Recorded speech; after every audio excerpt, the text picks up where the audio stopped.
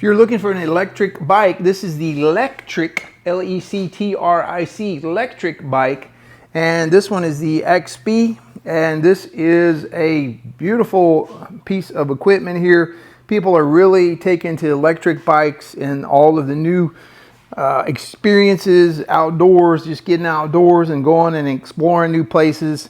You know, bicycling is also obviously fun and great exercise for you, but this is more about just getting outside and having an experience and seeing sights and seeing things with your family members or your friends, or your loved ones, or just out in the daytime, you know, by yourself. Also in an urban setting in the big cities, people are using these to get around instead of having to deal with all the traffic and those types of problems. So the electric XP bike is an impressive machine. It's got an LED display up here to tell you your speed. These things can go pretty fast, so just be careful. Be sure to maybe wear a helmet so you don't get hurt. But the electric bike is definitely something that people are really enjoying.